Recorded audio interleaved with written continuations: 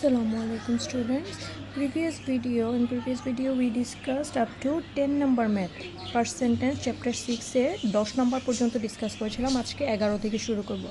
ওকে, তো চলো শুরু করি। কোশ্চেনটা ছিল the population of a coastal উপজেলা was 76,350. 4% of people migrated due to the rise in sea level at the coast. What is the current population of that উপজেলা? ঠিক আছে, তাহলে কয়জন চলে গেল? 4%, দ্যাট মিনস 100 জনের মধ্যে কয়জন চলে গেছে? 100 জনের মধ্যে 4 জন চলে গেছে। ঠিক আছে, তাহলে অ্যামাং 100 পিপল গন 4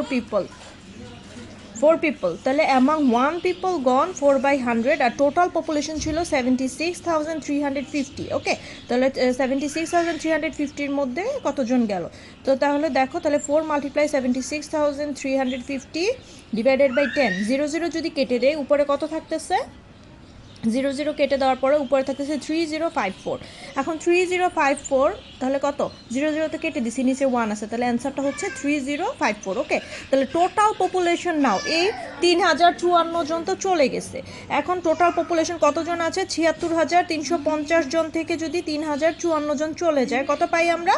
73,296 জন। 73,296 জন, তার মানে কি কারেন্ট পপুলেশন অফ দিস উপজেলা ইজ 73,296। ওকে, ঠিক আছে। তারপর আসছে 12 নাম্বার ম্যাথ। 12 নাম্বার ম্যাথে তোমার ফর্মুলা লাগবে। ঠিক আছে, আমরা একটা ফর্মুলা পড়েছিলাম প্রফিটের। 12 নম্বর বলতেছে ইফ 600 টাকা is invested at an annual profit rate of 5%, what will be the total amount including profit after 5 years? তাহলে প্রফিটের ফর্মুলা কি? গিভেন তো লিখলাম, rate of profit 5% time 5 years, principal 600। তাহলে প্রফিট কত ছিল? Formula principal multiply rate of profit multiply time divided by 100। Okay, তাহলে যদি আমি বসাই দিই, principal 600, rate of profit 5, time 5 years divided by 100, 0 কেটে দিলাম, উপরে কত থাকতেছে? 530, 30কে 5 দিয়ে গুণ করলে হয় 150। বাট তোমাকে এখানে শুধু প্রফিট বের করতে বলে নাই, তোমাকে বলছে what will B your total amount of money after 5 years. তাহলে তোমার টাকা ছিল 600, তাহলে 5 ইয়ার্স পর কত হবে? যদি 150 টাকা যোগ করো, তাহলে কি 600 প্লাস 150, 750 টাকা, 750 টাকা। ওকে, এটা ছিল তোমার 12 নম্বর ম্যাথটা। এখন 13 নম্বর যে ম্যাথটা, ওখানে তোমার কি চলে আসবে? সিবিকিউ চলে আসবে। ওকে, সিবিকিউ এর প্রথমে বলতেছে in a shop it was announced to sell a shoe of discount of 26%, Monoranjan bought 2 pairs of shoes for 25,900 টাকা আর 25,990 টাকা, আর একটা ছিল 3,108 টাকা।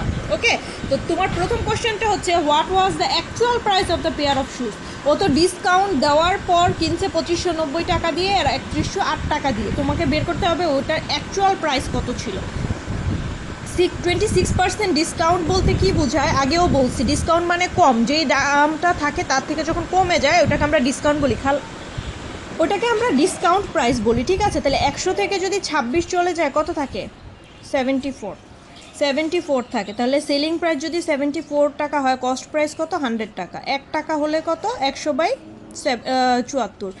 আর যদি 2590 টাকা হয় তাহলে কত হবে? 100 মাল্টিপ্লাই 2590 ডিভাইডেড বাই 74। ঠিক আছে, তাহলে কাটাকাটি করলে আমি কত পাই? 74 দিয়ে যদি আমি 2590-কে ভাগ করি পাবো 35। ঠিক আছে, 35 যদি পাই তাহলে 35কে 100 দিয়ে গুণ করলে 3500 টাকা। তাহলে প্রথম দ্য ফার্স্ট পেয়ার অফ শুজের অ্যাকচুয়াল প্রাইস ছিল 3500 টাকা।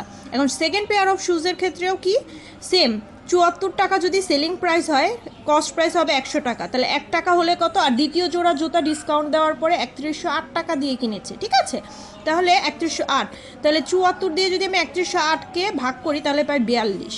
তাহলে 42কে 100 দিয়ে গুণ করলে পাই 4200।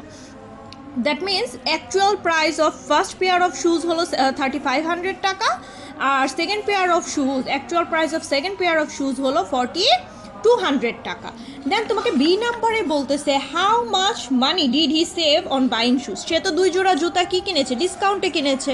ডিসকাউন্টে কিনলে তার কত টাকা সেভ হয়েছে দেখি। প্রথম জুতার প্রথম জুতা কত টাকা ছিল? 3500 টাকার, কিন্তু কিনছে 2590 টাকা দিয়ে। ঠিক আছে, তাহলে কত টাকা সেভ হলো? 910 টাকা। বিয়োগ করলে আমরা পাচ্ছি 910 টাকা। ঠিক আছে, আবার সেকেন্ড শুজ কিনছে, অ্যাকচুয়াল প্রাইস ছিল 4200 টাকা, বাট কিনছে 3108 টাকা দিয়ে, কত টাকা সেভ হলো? 1092 টাকা। তাহলে টোটাল সেভিংস কত? ফার্স্টের জুতায় 910 টাকা, সেকেন্ডের জুতায় 1092 টাকা, তাহলে টোটাল কত সেভ হলো? 2002 টাকা। ঠিক আছে, 2002 টাকা। দেন এই চ্যাপ্টারের last math, last CBQ 14 number, Mister Matin monthly income is 55,500 taka, and out of that he spends 13,875 taka on house rent. Mr. Kobir's monthly income is 48,000 taka, he spends 40,400 taka on house rent. Express the percentage of their income that is spent on house rent. পার্সেন্টেজে বের করতে বলছে, percentage মানে কি 100-এর মধ্যে বের করতে হবে। তাহলে mister Matin give house rent among 55,500 টাকার থেকে কত টাকা হাউস রেন্ট দিতেছে? 13,875 টাকা। তাহলে 1 টাকায় কত দিচ্ছে? যেহেতু বলছে পার্সেন্টেজ বের করতে, তার মানে 100-এর মধ্যে বের করতে হবে। তো 100-এর মধ্যে যদি বের করি তাহলে 100 দিয়ে মাল্টিপ্লাই করলে এই যে উপরে নিচে কি করলাম? 0 কেটে দিলাম। 0 কেটে দেওয়ার পরে উপরে থাকতেছে 13,875 আর নিচে 555। 555 দিয়ে যদি আমি 13,875কে ভাগ করি পাবো 25। এটা কিন্তু আমার পার্সেন্টেজ বের করতেছে, এই জন্য অবশ্যই এখানে পার্সেন্টেজ সাইন দিতে হবে যে 25% খরচ করতেছে, মোট বেতনের 25% তার হাউস রেন্টে চলে যাচ্ছে। এখন মিস্টার কবিরের ক্ষেত্রে দেখো, তার টোটাল স্যালারি ছিল 48,000 টাকা, 48,000 টাকা, দিচ্ছে 14,400 টাকা। তাহলে 1 টাকায় কত দিচ্ছে? 100 টাকায় কত দিচ্ছে? আবারও আমরা 0 কেটে দিলাম। কেটে দেওয়ার পর নিচে 48 থাকে, উপরে থাকে 1440। যদি ডিভাইড করি আমরা পাই কত? 30%। অবশ্যই পার্সেন্ট কেন হবে? তোমার কোশ্চেনে বলেই দিছে পার্সেন্ট। ওকে, তাহলে মিস্টার মতিন খরচ করতেছে 25% হাউস রেন্টে, আর মিস্টার কবির খরচ করতেছে 30% হাউস রেন্টে টোটাল বেতন থেকে। এখন হু ডাজ, তোমার বি নাম্বার কোশ্চেনে বলতেছে who does spend a higher percentage of money. তোমার এটা দেখেই বোঝা যাচ্ছে যে কে বেশি করতেছে। দেখো, from a Mister Matin's house rent is 25%, আর কবিরের কত? 30%। তো এখানে কে বেশি করতেছে? অবশ্যই কবির বেশি করতেছে, 30% করতেছে। তার মানে কি Mister Kabir house rent percentage is higher. Okay, তো এই ছিল চ্যাপ্টার 6, এখানে শেষ হলো। নেক্সট আমরা চ্যাপ্টার 7 ধরবো। ঠিক আছে, তো এই পর্যন্তই। Thank you.